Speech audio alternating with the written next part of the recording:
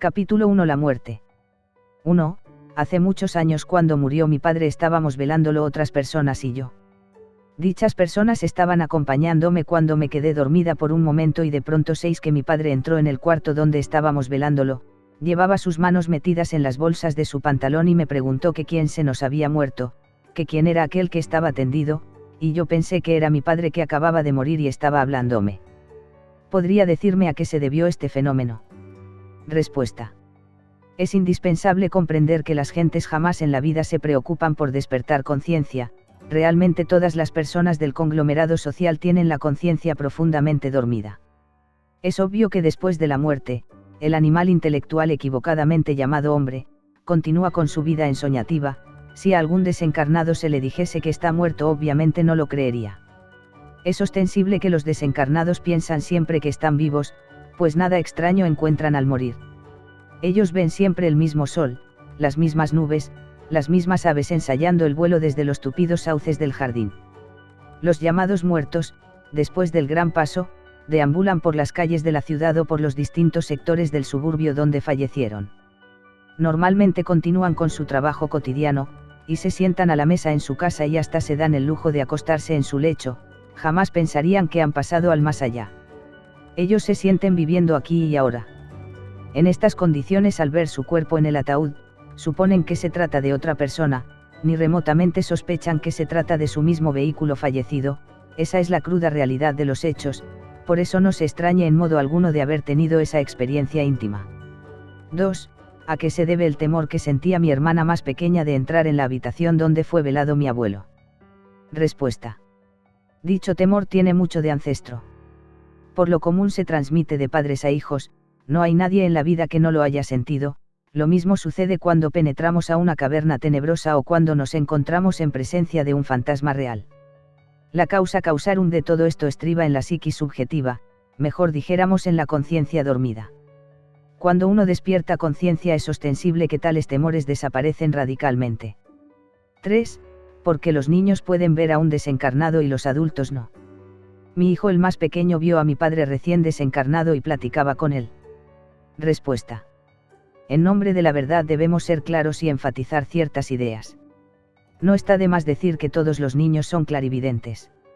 Se nos ha dicho que antes de cerrarse la fontanela frontal de los recién nacidos, eso que llaman mollera, tienen las humanas criaturas el poder de ver lo suprasensible, aquello que no pertenece al mundo físico, eso que es invisible para los adultos. Si los seres humanos reconquistaran la inocencia en la mente y en el corazón, es incuestionable que recobrarían la divina clarividencia, el poder de ver lo oculto, lo misterioso, lo desconocido. 4. Cuando morimos, no tenemos el peligro de perdernos. ¿O alguien nos espera? Respuesta. ¿Qué es eso de perdernos, distinguida dama? ¿Qué es eso de perdernos, caballeros? ¿Hasta cuándo vais a dejar de tener miedo? ¿Se pierde uno acaso en su casa? Ya he hablado claro y demasiado. Ya he dicho que durante los primeros días continuamos viviendo en la misma casa donde fallecimos, y de eso hay muchos testimonios. Al morir nos encontramos a aquellos difuntos queridos que se nos han adelantado, es decir, a nuestros parientes y amigos. 5. Podemos reconocer a esos parientes y amigos que nos encontramos al desencarnar. Respuesta. Tú puedes reconocer a tu madre fallecida, a tu padre, a tus amigos y parientes. Supones que puede uno desconocer a sus seres queridos. Tu pregunta es bastante extraña. Es obvio que ningún hijo podría desconocer a la autora de sus días. Es ostensible que todos tenemos la capacidad para reconocer lo que hemos conocido. 6. Cuando morimos, no sufrimos de soledad. Respuesta. Cada cual es cada cual, el egoísta, aquel que se autoencierra, el misántropo, aquel que no ama a nadie. Es obvio que ya aquí mismo tendrá que pasar por la amargura de la soledad. Después de la muerte resulta patético, claro y definido su doloroso estado solitario en la región de los muertos. 7. De acuerdo con eso que llaman destino, es cierto que tenemos los días y las horas contadas. Respuesta. Distinguido caballero, con el mayor placer responderé a su pregunta. Cuando usted sale de viaje, es incuestionable que lleva determinada cantidad de dinero para los diversos sistemas de transporte. Obviamente usted debe saber gastar su dinero, porque si lo malgasta, su viaje habrá de ser interrumpido. Quiero que comprenda que al venir al mundo los ángeles del destino depositan en nuestros 3 cerebros determinado capital de valores vitales. Es claro que si los malgastamos, si acabamos con dicha fortuna, el viaje por el camino de la existencia será interrumpido prontamente, mas si los ahorramos, nuestro viaje podrá hacerse largo y así llegaremos hasta la ancianidad. 8. Me sorprende usted con eso de los 3 cerebros, yo siempre he oído que tenemos un cerebro, ¿podría decirme cuáles son esos otros 2? Respuesta. ¿Con qué le sorprende a usted lo de los 3 cerebros? Compréndame, entre la caja craneana tenemos el cerebro intelectual, en la parte superior de la espina dorsal tenemos el cerebro motor, el centro capital de los movimientos, en el plexo solar y demás centros simpáticos está el cerebro de emociones. ¿Me ha entendido ahora? 9. ¿Por qué sentimos miedo al pensar en la muerte y por qué nos apegamos a la vida? Respuesta. El deseo de vivir es muy grande, todos los seres humanos quieren vivir, están apegados a la vida sensual. Es obvio que la adhesión, el apego, el deseo de existencia material nos tiene fascinados, en estas condiciones de ninguna manera queremos morir, tenemos miedo a la muerte, no queremos dejar de existir. Si las gentes basándose en comprensión perdieran el deseo de vida material, entonces el temor a la muerte desaparecería. Uno llega a perder tal temor cuando comprende lo ilusorio de la existencia, cuando ve que nada en este mundo es permanente. Pasan las ideas, las cosas y las personas. 10. Cuando una persona desencarna, ¿qué hace el alma? ¿A dónde se encuentra para volver a encarnar? Respuesta. Hay que hablar claro y comprender, las gentes tienen la mente demasiado dogmatizada, existe deterioro intelectual, ya las personas no son capaces de abrirse a lo nuevo, de ver lo natural, siempre piensan en lo artificioso y lo consideran como patrón de todas las medidas. En otros tiempos los sentidos humanos no se habían degenerado todavía. En las arcaicas épocas de nuestro mundo, las gentes podían ver a los desencarnados, oírlos, palparlos, etc. En la Lemuria, por ejemplo, cuando alguien iba a desencarnar, cavaba su propia fosa y se acostaba en ella con la cabeza hacia el oriente, feliz se despedía de sus parientes y estos sonreían alegres.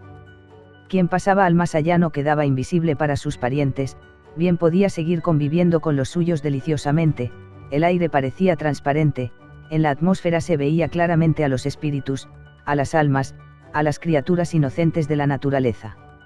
Pero sabemos que, en la atmósfera, bajo esas zonas que pertenecen a lo tridimensional, a lo físico, existen regiones metafísicas, a modo de mundos o espacios, donde las almas de los muertos viven antes de volver a tomar nuevo cuerpo. 11.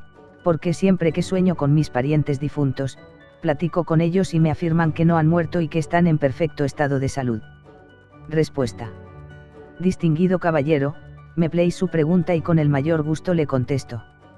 Ante todo, quiero que usted entienda lo que es el proceso del sueño. Es incuestionable que el sueño es una muerte chiquita, como dice el dicho vulgar. Durante las horas en que nuestro cuerpo yace dormido en el lecho, el alma deambula fuera de él, va a distintos lugares, se pone en contacto con los que han fallecido y hasta se da el lujo de platicar con ellos. Es claro que los muertos jamás creen que están muertos porque en su vida jamás se preocuparon por despertar conciencia, ellos siempre piensan de sí mismos que están vivos. Ahora se explicará usted el motivo por el cual las almas de sus muertos queridos le hacen tales aseveraciones. 12. Porque los espiritualistas tienen especial predilección por llamar o invocar a los difuntos. Respuesta. Bien, así lo aprendieron ellos de sus maestros, Allan Kardec, Leon Denis, y muchos otros. Lo grave es que tales autores no investigaron a fondo el hueso medular de esta cuestión. Ante todo, quiero, mi estimable caballero, que usted sepa que todos los seres humanos tienen dentro un yo, un ego, el mí mismo, el sí mismo. Por favor no piense que el tal yo es lo mejor, estudie usted, el libro de los muertos, de los antiguos egipcios y comprenderá lo que le estoy diciendo. Usted ha leído el Fausto de Goethe. Ah. Si usted conociera lo que es ese Mefistófeles me daría la razón, es incuestionable el carácter tenebroso de Mefistófeles, el ego, el yo, el mí mismo. Quien se mete en el cuerpo del médium espiritualista es el yo del difunto, Arimán, Mefistófeles. Es indubitable que tal yo personifica a todos nuestros defectos psicológicos, todos nuestros errores. El ser del difunto jamás viene a ninguna sesión de espíritus, distinga usted entre el ser y el yo, Quien acude a tales sesiones es Satán, el mí mismo. Quiero que usted comprenda lo que es la ley de acción y consecuencia. Las personas que prestan su cuerpo, su materia a los dios de los muertos, a Mefistófeles, a Satán, en su futuro nacimiento tendrán que padecer mucho por la epilepsia. 13. ¿Podría usted decirme qué es el ser? Respuesta. El ser es el ser y la razón de ser del ser es el mismo ser. El ser es lo divinal, la chispa inmortal de todo ser humano, sin principio ni fin, terriblemente divino. Todavía los seres humanos no poseen esa chispa dentro de sus cuerpos, mas si nos santificamos y eliminamos el yo pecador, el Mefistófeles, es claro que un día la chispa podrá entrar en nuestros cuerpos. Ahora lo invito a usted a comprender lo que es el ser. 14. Después de la muerte recuerda uno toda la vida que acaba de pasar. Respuesta. Sepa usted, señorita, que después de haber abandonado el cuerpo físico todo difunto revive en forma retrospectiva la vida que acaba de pasar. El desencarnado comenzará reviviendo aquellos instantes que precedieron a su muerte, por tal motivo durante los primeros días, como ya dijimos, vivirá entre los suyos, en su casa, en su aldea, en su pueblo, en su oficina, en su trabajo. Después, continuando, vivirá en todos aquellos lugares muy anteriores.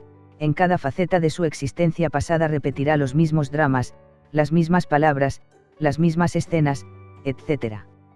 La última parte retrospectiva corresponde a los procesos de la infancia. Terminada la retrospección tenemos que presentarnos ante los tribunales de la justicia divina. Los ángeles de la ley nos juzgarán por nuestros actos, por nuestras obras. 3 caminos se abren ante el desencarnado. Primero, unas vacaciones en las regiones luminosas del espacio infinito antes de volver a tomar cuerpo. Segundo, volver a una nueva matriz en forma inmediata o después de algún tiempo. Tercero, entrar en los mundos infiernos dentro del interior del planeta en que vivimos. 15. ¿Es posible que esa retrospección se haga en vida? Respuesta. Muchas personas que han estado a punto de morir ahogados, han visto pasar su vida en forma retrospectiva. Esto mismo les ha sucedido a gentes que han estado cerca de la muerte por tal o cual motivo. 16.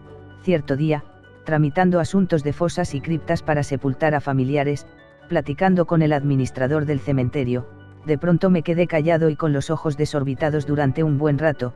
Él siguió hablando y al ver que no le hacía caso, me preguntó si me pasaba algo. Al hablarme fuerte, desperté de mi ensimismamiento y le relaté lo que me había acontecido. Resulta que cuando dejé de hablar empecé a sentir la presencia de alguien y al voltear junto a mi suegra recién desencarnada por quien estaba yo arreglando los asuntos del cementerio. Después ella se sonrió amablemente y me invitó a pasar haciendo un ademán. Como no podía moverme se limitó a despedirse y desaparecer de mi vista. Al terminar mi relato el hombre tenía los pelos de punta y la carne de gallina y nerviosamente me decía que en los años que llevaba en el panteón nunca había tenido una sensación como esa. ¿Podría usted decirme a qué se debió este fenómeno? Respuesta.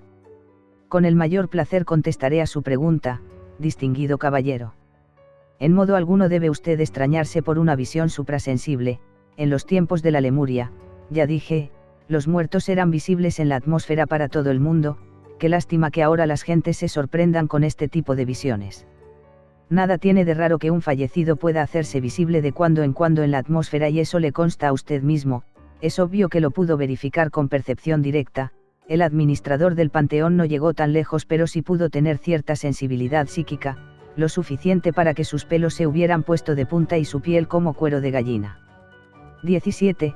Siempre que sueño con mi abuela materna y la veo triste, me señala algo que al despertar no recuerdo, pero me he dado cuenta a través de los años que a los 8 días después de haberla soñado, alguno de mi familia se pone en estado de gravedad. ¿Podría usted decirme a qué se debe esto? Reverendo, distinguida señorita, ya he dicho mucho en mis conferencias que, durante las horas del sueño normal común y corriente, las almas de los vivos se escapan del cuerpo que duerme en el lecho y entonces se ponen en contacto con las almas de los muertos. Que se vea usted con su abuelita, eso es normal en la dimensión desconocida. La visita ella en instantes de angustia o cuando va a enfermar alguna persona de su familia. Ya ve usted cómo los muertos están tan cerca de nosotros.